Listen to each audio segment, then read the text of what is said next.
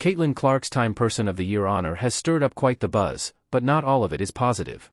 Dan Patrick, the sports broadcasting legend, is calling out the backlash, and his take is equal parts hilarious and spot on. He's basically asking, "Hey, WNBA, do you realize success is a good thing? The situation is so absurd it's laughable, until you realize how much is at stake for the future of the sport." Sheila Johnson, CEO of the Washington Mystics, is just drives me crazy that we keep, it's black, it's white, it's the new, it's the old, she brought eyeballs. That's all. You're flying charter jets now. Now let's see how you build on the entire WNBA rather than focusing on one player. Her argument?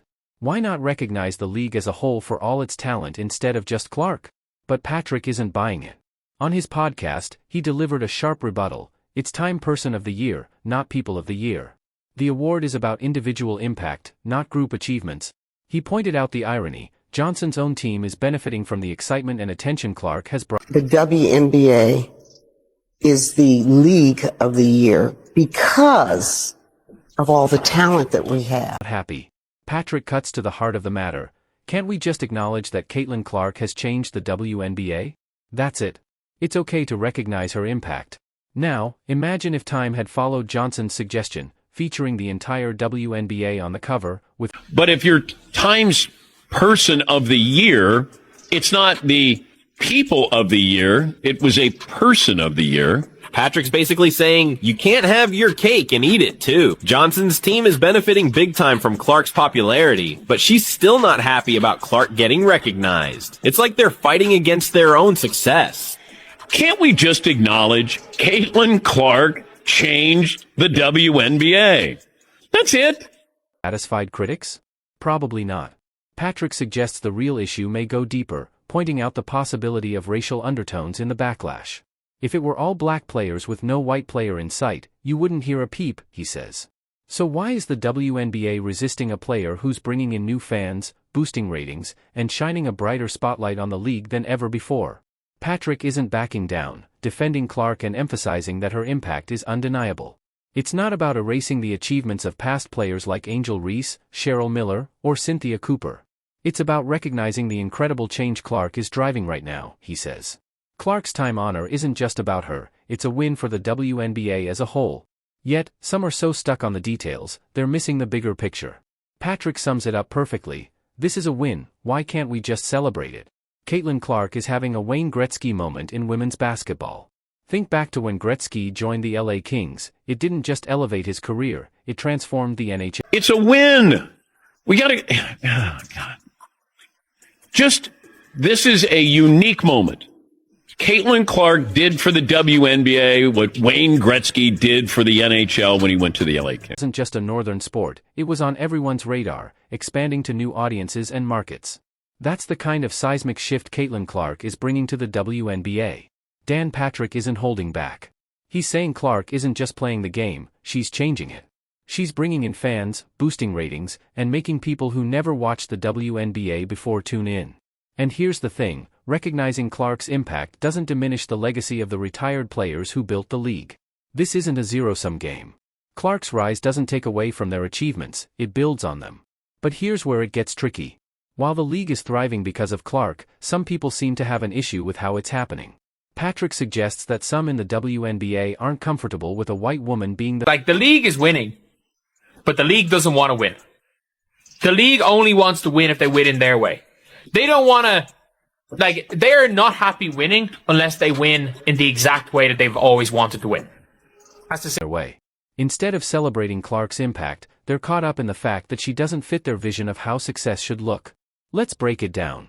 The league is getting more attention, more viewers, and more revenue than ever. Yet, instead of embracing this wave of success, some are nitpicking.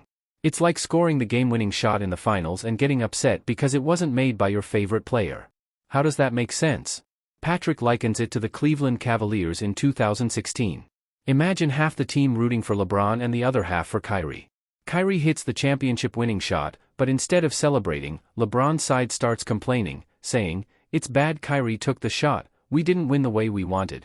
Ridiculous, right? That's the energy some in the WNBA. They come in the press conference to be like, you know what? No, Kyrie should not have taken that shot. It's actually bad. it's actually bad. We don't care about winning. Kyrie took a shot instead of us. It's like, no, you just won a championship. WNBA teams are now flying private, something unheard of before. The revenue she's bringing in is changing the league, yet there are still people downplaying her contributions. How does that add up? Dan Patrick and his co-host aren't saying the league didn't have great players before. They're pointing out that Clark is a once-in-a-lifetime phenomenon. She's not just good, she's reshaping the sport, much like Gretzky did for hockey. The question is, will the WNBA fully embrace this moment, or will they let outdated ideas hold them back? One thing's for sure, Caitlin Clark is unstoppable. It's time to stop resisting and start celebrating what she's doing for the game. Before Caitlin Clark, the WNBA was full of incredible talent. Clark wasn't, like, no one ever said there weren't ever great players before Caitlin Clark. There was never phenomenon, not in my lifetime, with women's basketball. And I went to UConn. So I've seen plenty of great players, but nobody's ever moved the needle in my lifetime like this. Yes, that's just a great player. She's a phenomenon. And that's a rare thing in sports. As Pauly put it in GQ, there's a big difference between being a great player and being a game changer. Women's basketball has had plenty of amazing athletes, but Clark is something entirely different. Even for someone who's followed the game for years, like Dan Patrick, who attended UConn and has seen legends come and go, Clark stands out. She's not just excelling, she's transforming the sport in real time. Dan Patrick keeps hammering this point: the WNBA needs to embrace Clark, not resist her. Build around her. Her impact is creating opportunities the league has never seen before. New franchises?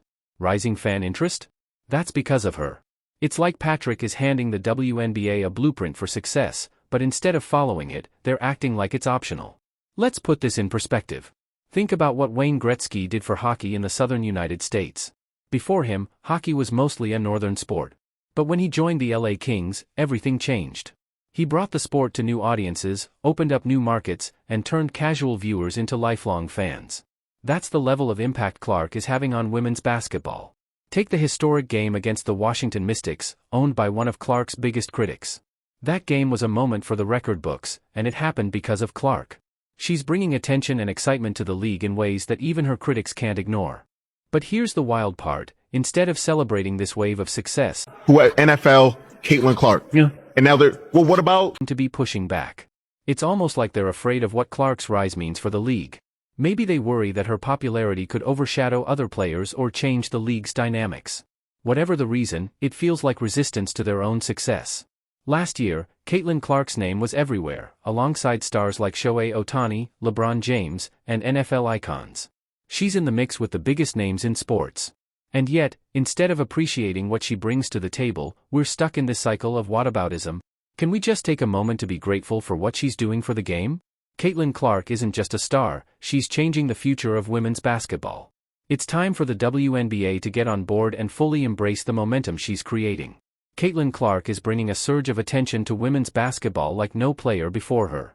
Sure, stars like Kelsey Plum, Sabrina Ionescu, and Breanna Stewart are phenomenal athletes. Kelsey Plum even scored 3,500 points in her career. But they didn't spark the kind of widespread excitement Clark is generating. The problem? Some people within the WNBA seem resistant to her rise. This anti-Clark sentiment isn't new, it's been quietly We're talking about it, and that's not what the WNBA wants, unfortunately. Like, I think if the Mystics owner had said this 2 years ago, no one cares, and no, it wouldn't have been news. Because the people that were watching are the people that are the anti-Clark crew that we're probably in full agreement with. Hey, all those whispers and subtle resistance are finally out in the open. A few years ago, if someone like the Mystics owner had made critical comments about Clark, it probably wouldn't have made headlines. Back then, the only people paying attention were already part of the anti-Clark crowd, who likely agreed with the criticism. But now, with so many new fans watching the league because of Clark, these kinds of comments are front-page news, forcing everyone to confront uncomfortable truths about the league's dynamics. So, why is there pushback against Clark? Is it about preserving the legacy of past players? Or is it something deeper? Dan Patrick didn't shy away from addressing a potential factor. Clark is a white athlete transforming a predominantly black league, and that reality might be contributing to the tension. Let's revisit the Olympic snub. When Clark wasn't chosen for the team, the decision raised eyebrows, and it's looking worse by the day. They picked an injured player and a 42. There's no way she was not sitting there complaining, being like, they picked an injured player over me? They picked a 42-year-old over me? Like, there's no way that that was not Caitlin Clark's attitude.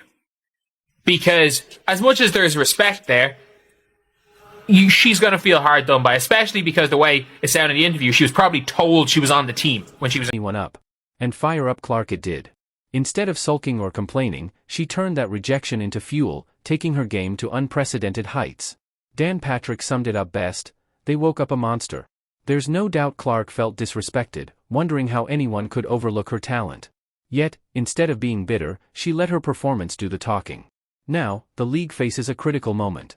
Clark is not just playing, she's reshaping the WNBA. She was not sitting there.